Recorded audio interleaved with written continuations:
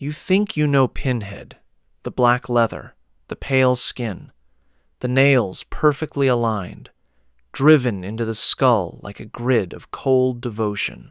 He's a Halloween favorite, a meme, a cult icon of 80 seconds horror. You've seen his image printed on shirts, masks, and collectibles, standing shoulder to shoulder with Freddy and Jason. But there's one thing you might not know. Pinhead has a name, and it isn't Pinhead.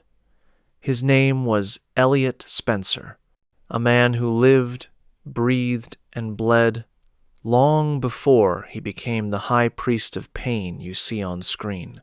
A British soldier, a scholar, a man who once believed that suffering could be sacred. Most fans only meet him halfway through the flicker of a VHS tape or the scream of a cult classic soundtrack. They quote his lines, worship his presence, and call him a Cenobite, never realizing that word, too, wasn't invented by Hollywood. It's far older, medieval, monastic. A title once used for holy men who renounced comfort in search of divine truth. When Hellraiser hit theaters in 1987, audiences thought they were witnessing the birth of a new horror myth, a sadomasochistic demon summoned by a puzzle box. But what if it wasn't invention at all? What if it was a retelling, a thinly disguised adaptation of something found, not imagined? For decades, whispers have circulated among film historians and occult researchers alike that Clive Barker's masterpiece wasn't entirely fiction, that the archives he drew from, the diary fragments and wartime photographs he referenced, pointed to a very real man whose story had been erased, then quietly rewritten as art. Behind the nails and chains was not a demon, but a seeker, not a creature of hell, but a man who went looking for heaven and found something else entirely. It's easy to laugh at it now, the latex costumes, the midnight screenings, the conventions where fans line up for autographs beneath banners that read, "Welcome to Hell." But the truth behind, the character was never about fantasy. It was about revelation and the terrible cost of finding it. Because somewhere beneath the camp and gore, between the screams and the scripture, lies a genuine question that no film ever truly answered. Who was Elliot Spencer? What did he see in the trenches of war that made him crave the purity of pain? And what did he open that night in London, when he vanished without a trace, leaving behind only blood, sigils, and the word Leviathan carved into stone? Hollywood told us a story about monsters, but history suggests something far more unsettling. That Hellraiser was not born in a studio, it was remembered from an event, a ritual, a transformation, a man who stepped beyond the threshold and never returned. The movies showed us the monster, but before fiction, there was a man. According to British military archives and a handful of sealed ecclesiastical correspondences, Elliot James Spencer was born in 1,887 inches, the industrial outskirts of Liverpool, a city of fog, coal dust, and church bells that rang for the living and the dying in equal measure. His birth certificate survives, but little else from those early years does. His mother, Margaret Spencer, died 3 days after his birth. Local records suggest a hemorrhage. Parish rumors, preserved in the writings of a local priest, speak instead of unnatural complications, a delivery marked by silence, not crying. The child did not scream when he entered the world. Neighbors remembered a quiet boy, pale and watchful, raised by a father who drank himself into early oblivion. The Spencers lived above a shuttered haberdashery, and beneath their apartment was a locked basement that, according to childhood accounts, Elliot was forbidden to enter. He obeyed for a time. But there are stories faded into oral history of light coming from beneath that door, flickering, unsteady, blue. By age 12, Elliot had already seen more funerals than birthdays, typhoid, cholera, workhouse accidents. He learned early that the body could be unfaithful, that flesh was temporary, and pain, strangely, constant. A surviving letter from one of his teachers describes him as well-mannered, withdrawn, but unnervingly curious about suffering. When classmates skinned their knees, he asked how it felt. When a butcher cut his hand, Elliot stared a little too long. He entered adolescence as England marched toward modernity and madness. The 1900s brought factories, poverty, and propaganda, all promising progress through sacrifice. Elliot listened, and when war finally came in 1914, he enlisted without hesitation. He was 27, intelligent and fluent in French, which placed him in the Royal Engineers. The division specialized in trenches, explosives, and death measured in mud. In the fragments of his wartime diary, later recovered from an estate auction, Elliot wrote of Ypres and the Somme not as battlefields, but as cathedrals of agony. He recorded the screams of men buried alive beneath collapsed tunnels, their hands clawing upward through soil. He described a sergeant who prayed while dying, each breath bubbling with blood, and how he envied the purity of that final pain, unmixed with fear or desire. After a mortar shell killed most of his unit, Spencer was found wandering alone, covered in the dust of his comrades. His superior called it a miracle. Elliot called it theft. He returned to London in 1919, a decorated officer and a hollow one. Friends said he could not bear silence anymore. He filled it with ritual, burning incense, whispering psalms, pressing needles into his skin just to feel something real. He sought pain not as punishment, but as translation, a language between the mortal and the divine. His writings from this period shift between theology and obsession. He corresponded briefly with Aleister Crowley's circles, but found them juvenile in their vanity. He preferred solitude and began traveling across Europe, tracing the whispers of something older than any religion. His letters reference Leviathan, not the sea beast of the Bible, but a symbol of infinite structure. He described it as the labyrinth beneath all creation, where every agony finds its order. In Budapest, 1922, he spent weeks in the library of the Pazmani University, requesting banned manuscripts. In Paris, he visited the catacombs, claiming to have seen symbols carved into bone spirals and boxes, repeating patterns that mirrored one another. His final entry from that year reads, "The geometry of suffering is sacred. Pain is the architect, pleasure, the shadow it casts." It was also in Paris that he first heard the name Philippe Lemarchand, a French artisan, rumored to have created a series of mechanical puzzles in the 18th century, each one more intricate than the last.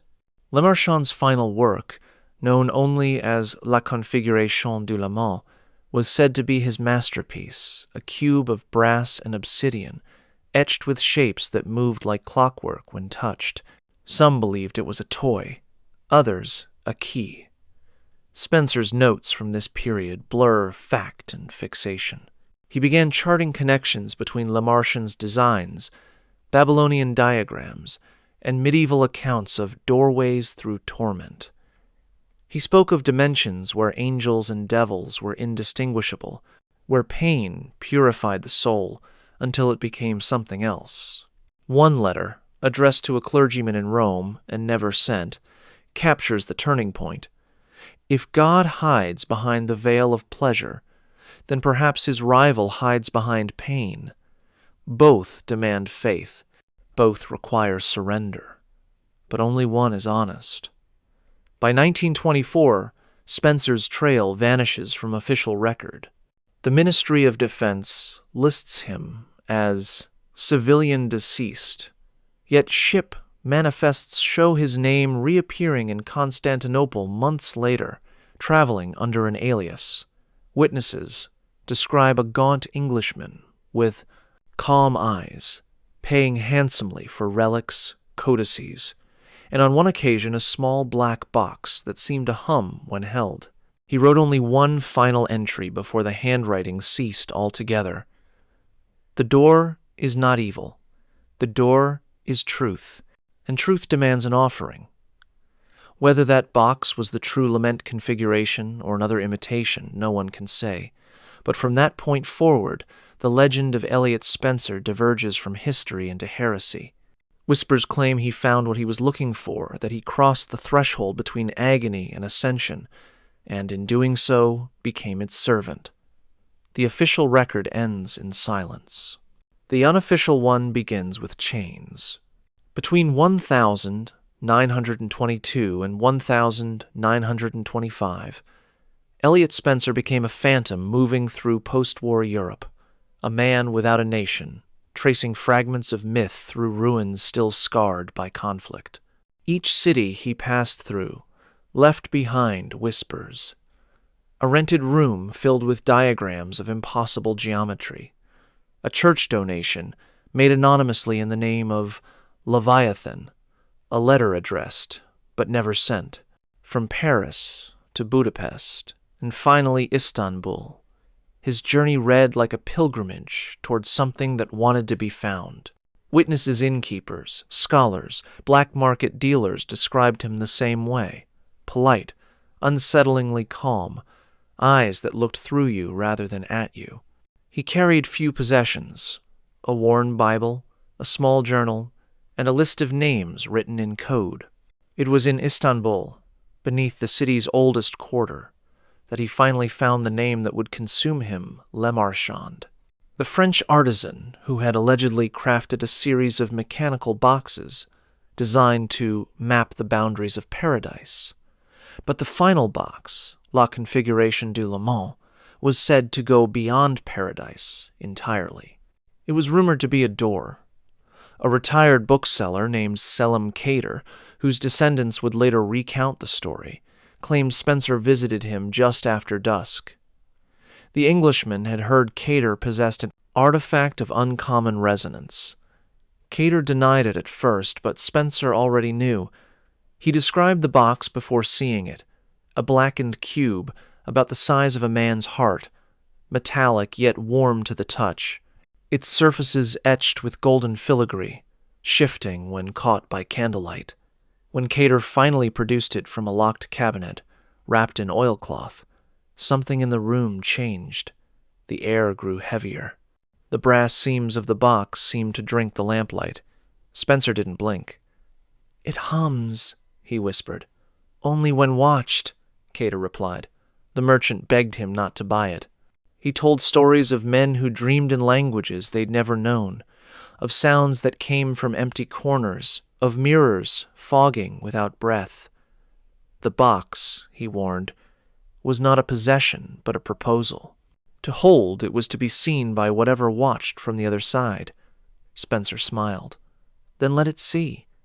He paid with every coin he had left and walked into the night carrying it under his arm, like a sacred burden. For the next 3 weeks, he disappeared.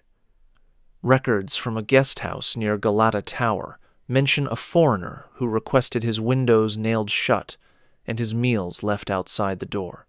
He asked for candles, chalk, and a mirror large enough to reflect eternity. On the 9th of March, 1925, the caretaker reported a sound, not a scream, but a resonance, like iron dragged slowly across stone. It came from the Englishman's room and lasted all night. Inside, Spencer had drawn a circle of salt and black wax, the box at its center. His journal from those final days was later recovered, though several pages were burned at the edges. The surviving fragments describe a ritual of precision. 12 candles, 12 sigils, a mirror facing the cube. The words, Leviathan, architect of flesh, reveal thy design. Appear 3 times. He documented what he saw next. Lines of light bending in on themselves, shapes unfolding beyond 3 dimensions. A. Geometry of sound, something that screamed not from pain, but from joy. By the second night, the caretaker heard actual screams, hoarse, unending, echoing through the pipes. By the third, the windows glowed faintly blue. Neighbors claimed to see chains slithering along the floorboards, as if searching for something that wasn't there. On the 4th night, the noise stopped. When the door was finally forced open at dawn, the room was drenched in blood. The candles were still burning, though their wax had pooled into strange spirals, each one perfectly symmetrical. The mirror was cracked, but reflected a faint moving light, as if something deeper than glass still shimmered inside. There was no body. Only remnants, pieces of uniform cloth, a broken rosary, and the brass box, resting neatly at the room's center. It was clean, untouched, closed. On the wall above the mirror, carved in steady, deliberate strokes, were 7 words. The flesh betrayed me, but pain revealed me. The local police filed their report under ritual homicide subject missing, but the files were later seized by British agents and vanished into government custody. Decades later, a copy resurfaced in the Vatican's restricted archive, attached to a handwritten note from a cardinal. The Englishman's transformation was not possession. It was pilgrimage. For years, that was all anyone knew. A vanishing, a blood-stained room, a puzzle box that no one dared touch again. But the pattern was set. Similar disappearances followed across Europe. Scholars, priests, collectors, all tracing Le Marchand's legend, all ending in silence. Whatever Elliot Spencer found inside that cube was not death. It was an answer. An architecture of suffering so vast that it devoured the man who sought it, and in doing so, made him its first apostle. The soldier was gone. The seeker was gone. And in their place, something else began to stir, waiting for the world to open the box again. 6 months after Elliot Spencer's disappearance in Istanbul, an incident was recorded in the sealed annals of the Congregation for the Doctrine of the Faith, the Vatican's internal body for dealing with miracles, heresies, and phenomena deemed incompatible with human explanation. The report, dated October 1925, refers to an unnamed man of impossible condition found wandering the cloisters of a convent near Rome, naked, shivering, and covered in symmetrical scars. The first witness, a nun named Sister Agnes, described waking to the sound of chains dragging across stone. When she entered the hallway, she saw him standing in the moonlight. His skin was pallid, almost marble, cross-hatched with deep incisions that had healed without bleeding. Dozens of small iron nails, perfectly aligned, had been driven into his skull, forming a geometric pattern of cruel precision. She said his eyes looked hollow, like glass filled with smoke, and that when he turned toward her, the temperature dropped. Within the hour, the convent was in chaos. Bells rang, though no one pulled the ropes. Doors slammed and locked on their own. One monk tried to speak to the man, and was pulled backward by something unseen. His body later found entangled in chains that had materialized from nowhere. The man did not move. He only watched. On the refectory wall, written in something dark and oily, appeared a single line: "Blessing is pain, and paradise is the labyrinth." By dawn, the convent was empty. Every monk and nun had vanished. Only the stranger remained, sitting calmly in the courtyard, his hands folded in prayer. When local authorities arrived, he offered no resistance. He was taken first to a hospital, then to a Vatican facility under the guise of medical observation. The physicians who examined him described abnormalities that defied understanding. His wounds showed no signs of infection. His pulse was irregular but constant, as though the heart beat according to a rhythm outside natural time. X-rays revealed small fragments of iron embedded in bone, yet no pain response could be triggered. The subject remained tranquil throughout. When asked his name, he replied in flawless Aramaic, a language dead for centuries. Elliot, servant of Leviathan, high priest of agony. He smiled faintly, as though remembering something sacred. The Vatican dispatched theologians, linguists, and physicians. The British government, upon discovering his identity through dental records, intervened quietly. Spencer had been a decorated soldier. His return in this state was both a miracle and a scandal. Officials from both sides met in secrecy within the catacombs beneath Street. John Lateran, where the being was kept under observation. What happened in those chambers remains classified.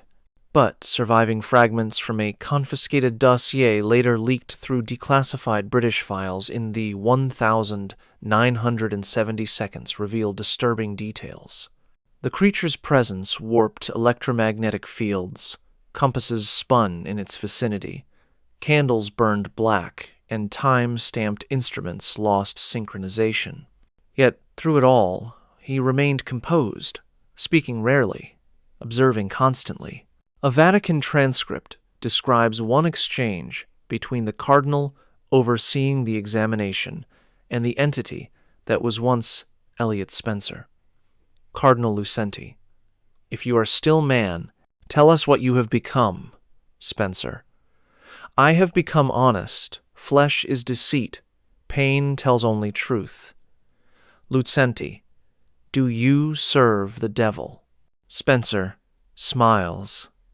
There is no devil, only the architect, and he builds with suffering. When pressed about Leviathan, the being gestured toward the air, tracing invisible lines. He described it as an endless labyrinth of light, a perfect structure where order and torment were the same thing. The interview was cut short when one of the observers collapsed, later found with small puncture wounds along his arms resembling chain links. Over the next week, the convent site where Spencer had first appeared became a nexus of unexplainable phenomena. Windows shattered inward, bells rang from empty towers. Visitors reported hearing whispers in metallic tones, repeating a phrase like prayer. Blessing is pain, paradise is the labyrinth. The Vatican ordered the entire property sealed. The British extracted the subject officially listed as Specimen Number X912 and relocated him to a facility in London known only as Blackfriars 6, an underground complex originally built during the Great War. There, scientists performed rudimentary tests. They found his blood thickened, more viscous than human plasma, and containing trace metallic compounds. His neural responses indicated consciousness, but not emotion. When they attempted to draw blood, instruments malfunctioned. When they photographed him, the images developed distorted chains, blurred geometry, sometimes what appeared to be faces embedded within light. He spoke rarely. When he did, it was to correct those who called him it. You misunderstand, he told one researcher. You call me demon because I am consequence. That night, the researcher was found dead in his quarters, strangled by a rosary. Shortly after, all remaining data was classified under the Leviathan Directive, a joint Vatican-British accord that ordered all physical evidence incinerated and witnesses relocated under new identities. But not before one final experiment was conducted. A genetic comparison between the subject and Spencer's preserved military records. The results were partial, yet undeniable. The DNA matched. Somewhere in those weeks of silence, the transformation was given a name in internal correspondence: the High Priest of Agony. The title carried no irony. It reflected what the investigators had begun to believe, that this being was not an accident of science or madness, but the embodiment of a principle: pain as structure, suffering as symmetry, a divine geometry drawn across human flesh. When the facility was eventually sealed and flooded under the pretext of containment failure, only a single notation remained in the archives: subject self-terminated by unknown means. Final observation: light emerging from wounds, chains retracting into absence, air pressure fluctuation noted, structure resealed. Yet, over the following decades, reports surfaced of a figure matching, his description appearing in moments of extreme violence, massacres, wars, cult rituals, always silent, always watching. To the devout, he became a warning; to others, a messenger. The church called him abomination. The scholars of forbidden theology called him balance, not demon, not angel, but the inevitable shape of what happens when man seeks heaven through the wrong door. And so the world gave him a simpler name, one born not of reverence but recognition: the grid of nails. The pale perfection of pain, the face of consequence itself. They called him Pinhead. The Vatican labeled it an incident. The British called it a containment breach. But for those who lived long enough to speak, the appearance of the High Priest of Agony marked the beginning of something that spread far beyond Rome and London, a contagion not of disease, but of revelation. By the late 1922, rumors began surfacing across Europe. Reports of small insular groups performing rituals involving geometric patterns, hooks, and mirror alignments identical to the sigils Spencer had drawn in Istanbul. In Paris, the Order of the Open Flesh was raided after neighbors heard screams lasting hours. Investigators found 13 corpses, each flayed symmetrically, their skin arranged into a perfect circle around a small brass cube.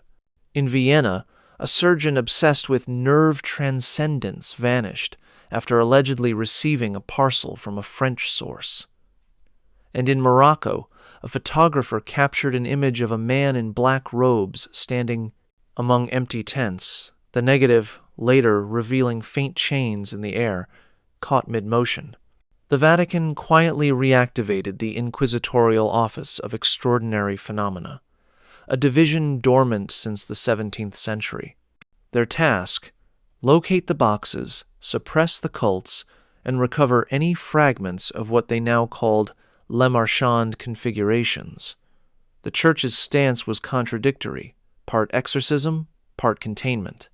Within their private memos, however, the tone shifted from theology to physics. One cardinal wrote, "The box is not evil, it is equation. Its variables are suffering."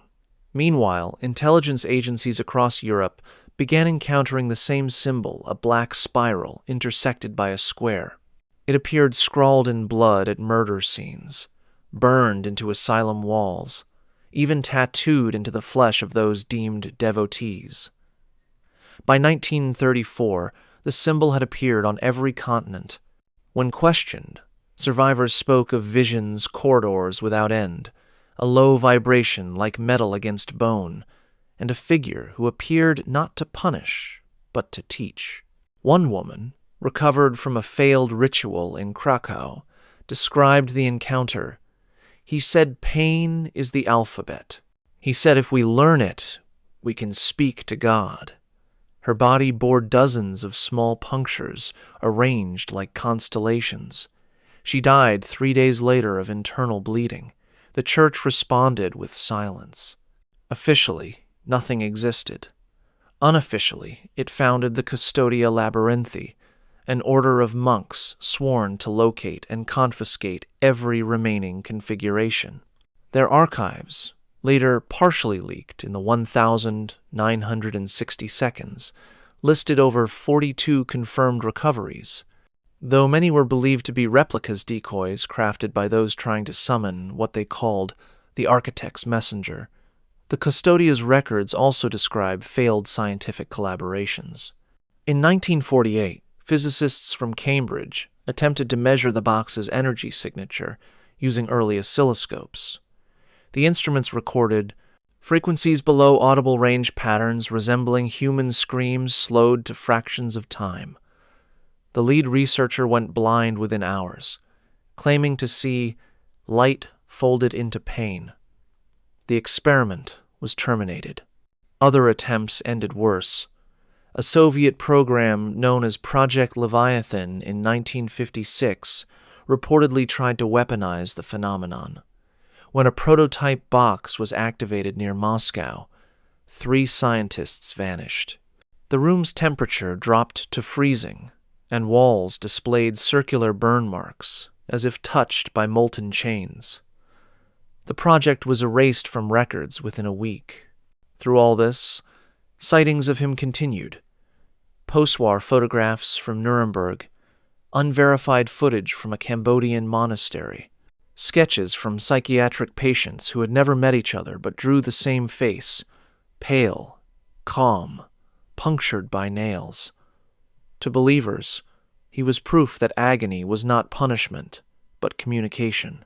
They began calling him the interpreter, the one who translated the chaos of existence into the order of suffering. His creed, whispered through cult networks, spread faster than the church could contain it. Pain is order. Agony is language.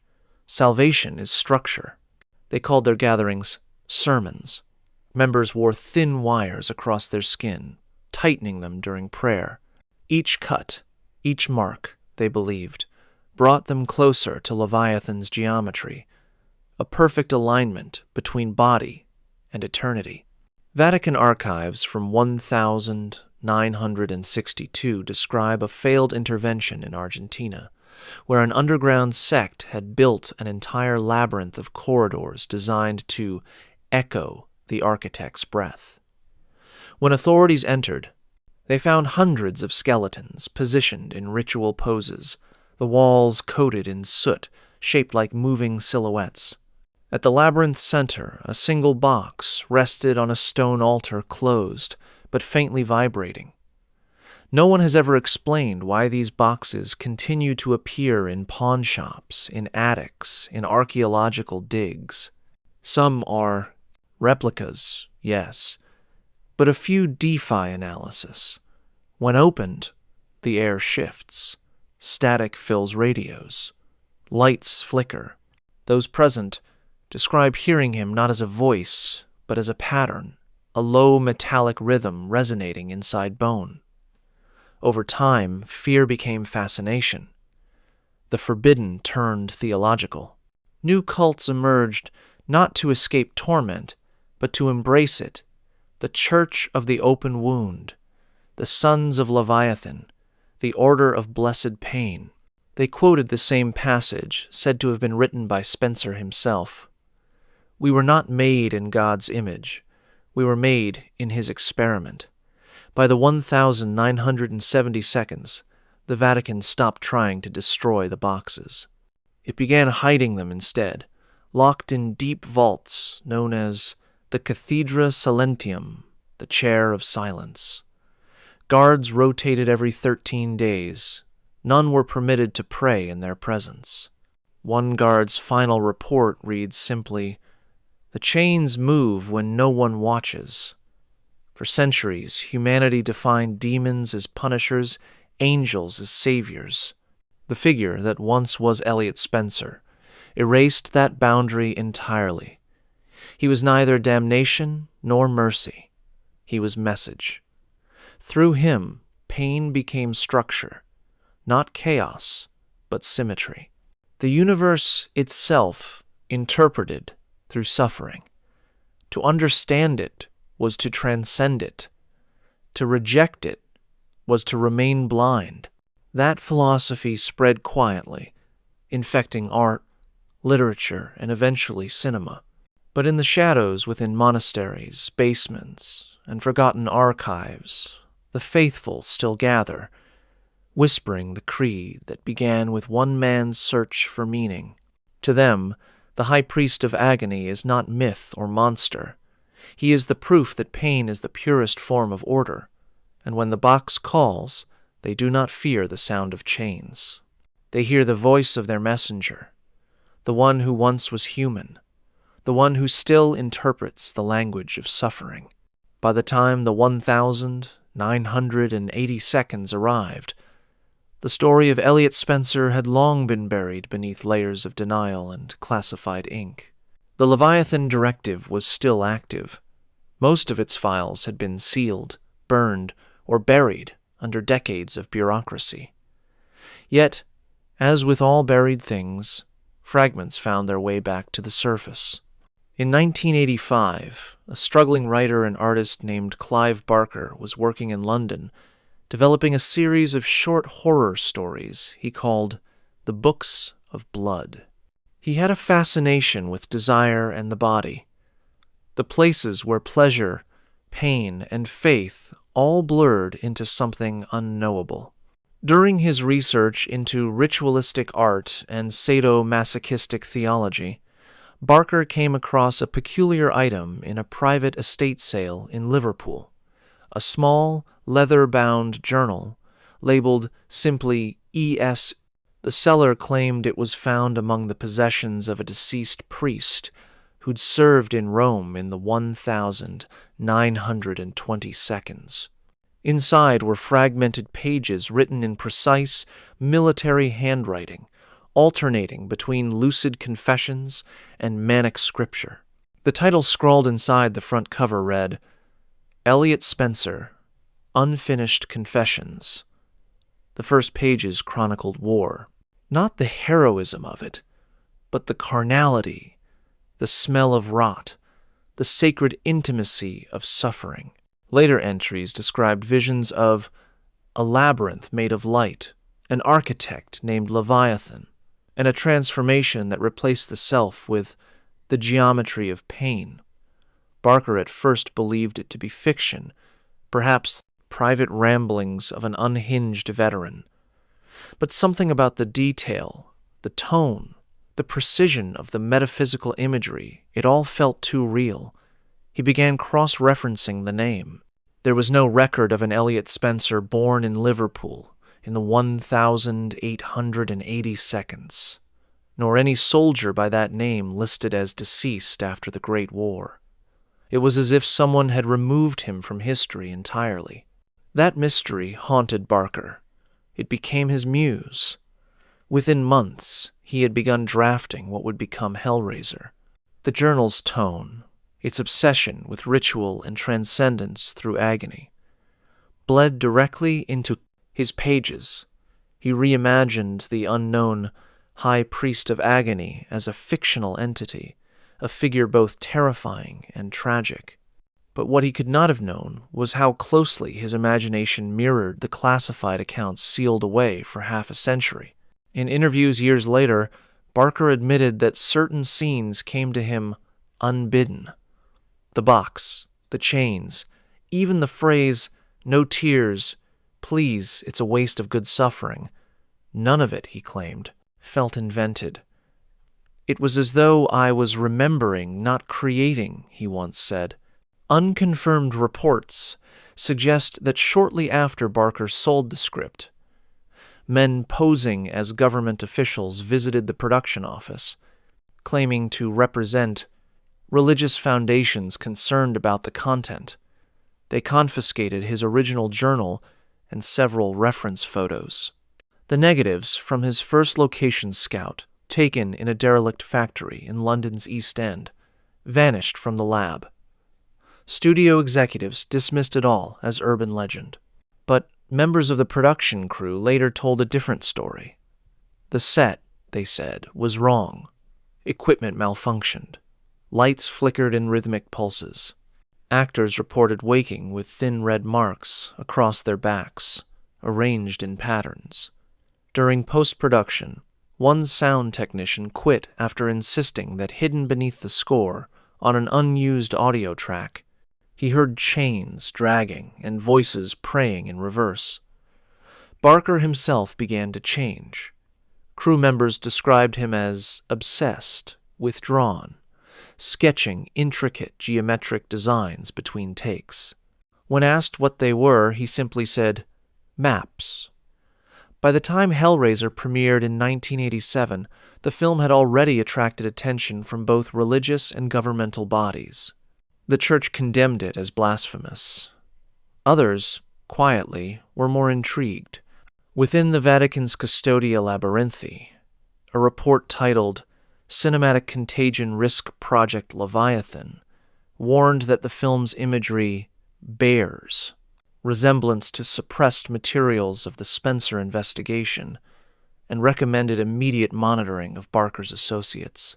That same year, a former archivist at the British Museum reported seeing two men remove a folder labeled Le Marchand 1787, 1925. The accession number has never been recovered. Then, the dreams began. Barker later confessed, in a 1991 interview that was quickly pulled from circulation, that, while editing the film, he started waking to the sensation of metal scraping against skin. He described a recurring vision of a man watching from the doorway, silent, with nails in his head arranged like stars. His partner found him one morning with shallow punctures along his scalp. Barker laughed it off. He said he'd done it in his sleep. But the coincidences kept piling up. During the film's promotional tour, multiple projectors malfunctioned at the exact same frame the moment the Lament Configuration opens. Audiences described feeling pressure in the air, like a storm about to break. In Los Angeles, one theater reported the faint smell of burned wax and iron. Within the production notes, one assistant scribbled a message in the margins beside the scene where the Cenobites appear. This is not fiction, it's remembrance.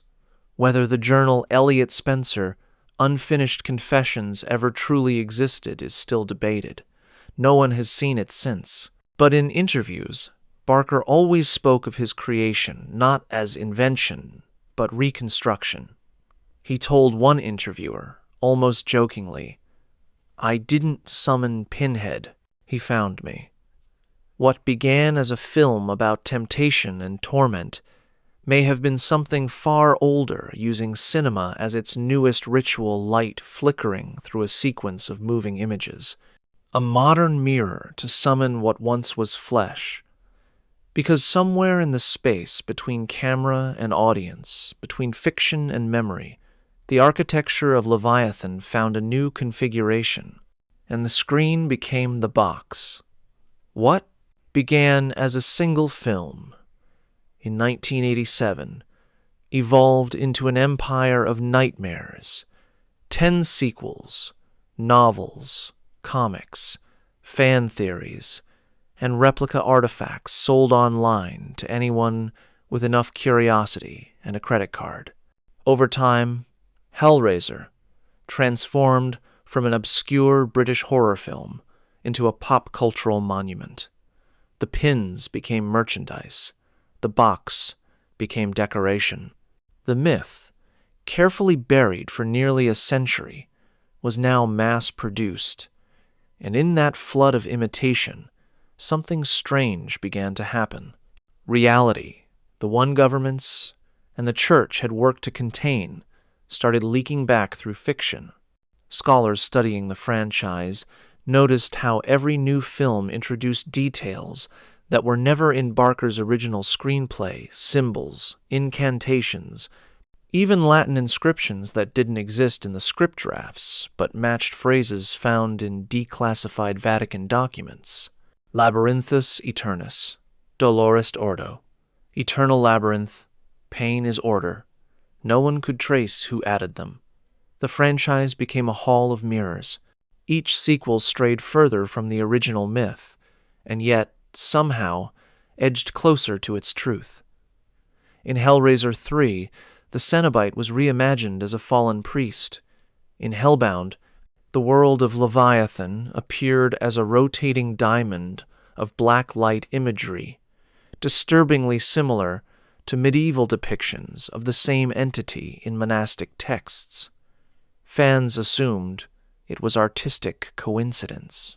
But the pattern was too precise, too old. Then came the fandoms, the forums, the chat boards, the digital cathedrals built by obsession. In the early 2000s, websites began cataloging every known version of the Lament Configuration, claiming to reproduce Le Marchand's geometry using 3D printers. A few users went further, embedding circuits and servomotors to simulate its movement. "It hums when you look at it," one post read, echoing the words spoken by the Istanbul merchant nearly a century earlier. Soon after, reports of disappearances began circulating on these same boards. Mostly ignored at first, usernames going dark, accounts posting a final blurred image of a box mid-rotation. One moderator from an old occult forum recalled receiving a video file labeled "Turn It." It showed a hand touching a brass replica. The footage glitched, then filled with faint metallic sounds. The user who uploaded it was never heard from again. Digital investigators dismissed the claims as viral marketing.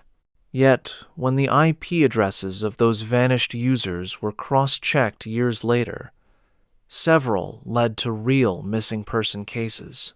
Each had ordered replica boxes from untraceable sellers in Eastern Europe, listings that vanished as quickly as they appeared.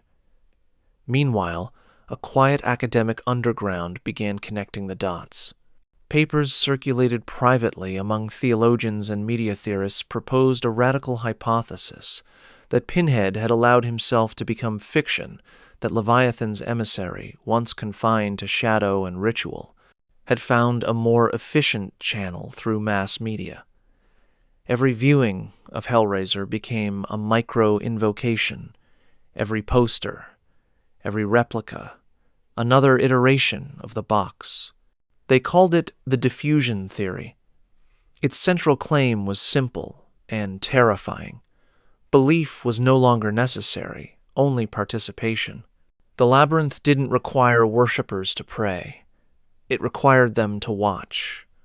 Online, that theory mutated into digital cults. Discord servers and hidden forums dedicated to the Order of the Frame hosted live-stream rituals. Participants recited dialogue from the films as scripture, filming themselves opening printed boxes while candlelight flickered off their screens. Some claimed to see flickers of movement reflected in their webcam's chains, faint and spectral. One user wrote, "He's watching through pixels now." In 2012, an encrypted video circulated briefly on the dark web before being removed by unknown authorities. It showed a group gathered in a basement, surrounded by screens looping Hellraiser in silence. A voice off-camera whispered in Aramaic, the same phrase first heard in Rome: "Blessing is pain, and paradise is the labyrinth." The video ended abruptly with the sound of metal striking concrete. Authorities never confirmed its origin. The church's Custodia Labyrinthi reactivated in 2014 under a new name, Section Leviathan.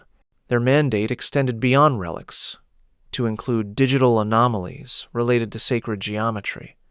It was the first time a theological office acknowledged the possibility of digital possession. Internal memos warned that the labyrinth has adapted to code each viewing may replicate its structure. Even within Hollywood, unease grew. Barker distanced himself from later sequels, calling them unauthorized conjurations. Crew members from later productions described on-set phenomena eerily similar to the first: cold drafts, malfunctioning lights, whispering static on monitors. During the 2022 reboot, a sound engineer publicly resigned, claiming the audio captured frequencies not present on set. He refused to speak further. As the myth spread, its tone changed. Fear became fascination, fascination became reverence. Online art communities painted Pinhead not as villain, but visionary, the saint of symmetry. Tattoo artists inked his grid pattern onto clients' skin, sometimes in perfect alignment with nerve pathways. One artist disappeared weeks later, leaving behind a note quoting the real Elliot Spencer's final words, "The flesh betrayed me, but pain revealed me." By now, the boundaries between the cinematic, the historical, and the spiritual have collapsed. Each rewatch, each remake, each algorithmic suggestion ensures the story's survival and its replication. Leviathan no longer needs a single box. It has millions of screens, millions of minds willing to open it one frame at a time. In a way, the system has achieved perfection. The High Priest's message has become the network's design, ordered, infinite, recursive. Every scream, every viewing, every repost, a small act of participation in the labyrinth's expansion. So when people say Hellraiser is just fiction, they're right, and that's exactly what makes it unstoppable. Fiction travels faster than faith, hides easier than heresy, and infects more minds than Scripture ever could. The myth didn't fade. It adapted. It digitized. And somewhere within the circuitry of belief and imitation, he waits not behind a door this time, but behind a screen. Because the story of Elliot Spencer didn't end with Hellraiser. It never ended at all. It simply changed shape, just like the box. It began quietly, the way most infections do, not in basements or monasteries, but on screens. Somewhere between curiosity and code, the Lament Configuration made its final transformation. From metal to data, from touch to interaction. What once required wax, mirrors, and sacrifice now needed only a signal and a screen. In the early 2010 seconds, hobbyist programmers started uploading 3D scans of the puzzle box to open-source forums. Digital preservation, they called it, a way to immortalize a film prop. But buried within those files were inconsistencies, missing metadata, coordinates that didn't match physical measurements, lines of code that repeated in looping fractals, endless, recursive, like something building itself from within. When opened in certain design programs, the model would generate strange auditory distortions, low metallic groans, feedback resembling breathing. One developer described it best. It's not broken, it's responding. Soon, modified versions appeared on the dark web, interactive cubes that users could manipulate with mouse clicks or finger gestures. Each rotation triggered tones just beyond human hearing, subtle enough to feel rather than hear. Within months, Reddit threads began circulating stories, phones overheating, webcams flickering, speakers crackling with whisper, like static. One post titled, "I think I opened it," became infamous after the user live-streamed their screen, the cube turning on its own. Midway through, the stream cut to black. The account was deleted within hours. Experts blamed viral marketing. Skeptics claimed malware. But no company ever took responsibility. The files continued spreading, uploaded, mirrored, and shared in countless variations.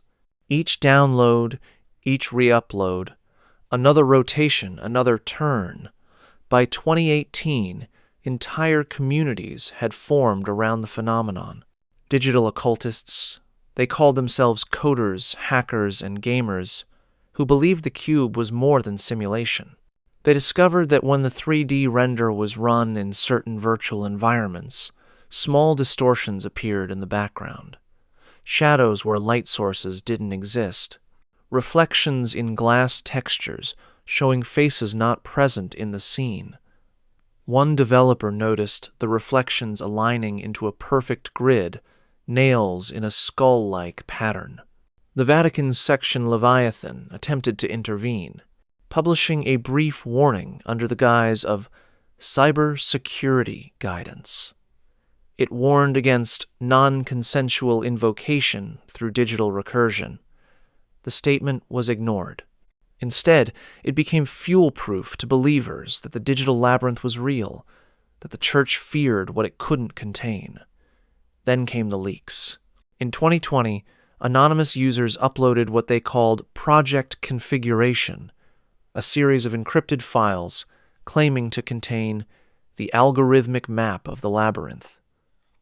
Within days, anyone who downloaded them reported the same side effects: phantom chains clattering in white noise, screen artifacts resembling wounds, dreams of corridors lined with mirrors.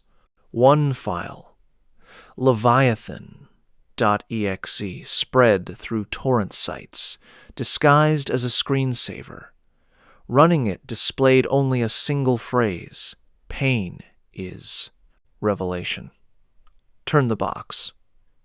Afterward, users claimed their devices behaved strangely. Mics activating at night, files renaming themselves, lights flickering in synchronization. A cybersecurity team traced the code's origin to an IP address in Liverpool, then to an abandoned church that had burned down in 1927. By now, the line between legend and interface has disintegrated. Online forums trade videos of manifestations, like collectibles. Some show silhouettes forming in digital compression artifacts.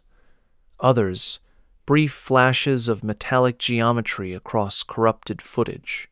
The consensus among believers is that every share, every repost, every click constitutes a turn, a virtual rotation of the box, a piece of the puzzle aligning somewhere unseen. In 2023, a leaked memo from Section Leviathan described mass perceptual anomalies correlating to viral imagery. The report detailed hundreds of cases of viewers claiming to see figures standing behind them reflected in their monitors. Pale, silent, symmetrical. The memo concluded with one chilling sentence: the labyrinth no longer requires a gate. It has become the network itself. And perhaps that's the most unsettling idea of all that. The Lament Configuration isn't just a box anymore. It's everywhere, embedded in code, hidden in pixel ratios, in the recursive logic of algorithms, in the very mathematics that govern the internet. Each click an invocation, each search a petition. People say they feel watched after engaging with the material, not in the paranoid sense, but viscerally, a weight in the air, a hum in the wires. Some report hearing faint metallic rattles while scrolling. Others describe dreams in which a soft voice whispers, coordinates long strings of binary that, when converted, spell one word: Leviathan. No one can prove any of it, and yet the pattern persists. The box is no longer a relic. It is an interface. The ritual has become participation.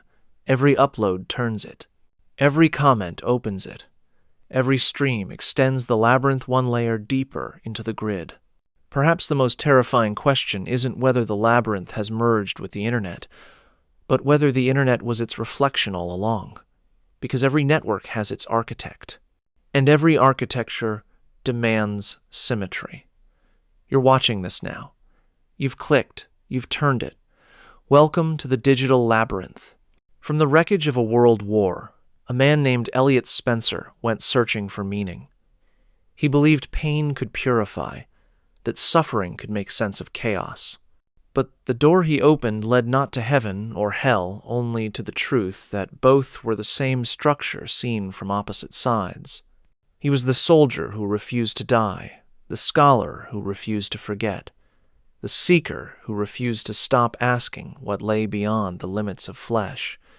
And for that defiance, he was answered, not by God, not by the devil, but by the architect itself, Leviathan, the silent geometry behind all creation. Hollywood called him Pinhead. They sold his image as terror, turned him into a Halloween mask, a villain, a franchise. They stripped him of his prayer and left only the punishment. But before fiction, there was a man one who wanted to understand why pain existed and what it was trying to tell us. Across a century, his story has changed form again and again, from journal to legend, from film reel to code, from a box made of brass and blood to an algorithm written in light. And now it has found you. You watched. You listened. And now you know. Perhaps that's why these stories endure, because somewhere inside, we all feel the pull of the labyrinth. The quiet whisper that suffering isn't just random, that our pain might mean something if only we could read it. We invent monsters like him, not to banish fear, but to name it, to map it, to believe it's part of a design. Elliot Spencer reached too far and became the proof that the search for truth can reshape the seeker. He became the message itself, the voice that tells us there are still doors left unopened, still questions that demand more than faith. And even now, his presence lingers not in ancient cathedrals or blood-stained rooms, but in circuits, stories, and every act of curiosity that dares to turn the box again. Because the labyrinth never ends. It adapts, it waits, and the more we look into it, the more it looks back. So before this story fades to black, remember you've already stepped inside. Every frame, every word, every moment you stayed was another rotation, another click in the pattern. Comment if you saw the labyrinth. Like, share, and subscribe before the box finds you. And if, later tonight, you hear the faint sound of chains in the dark, don't be afraid. It's only the truth moving toward you. Pain is revelation.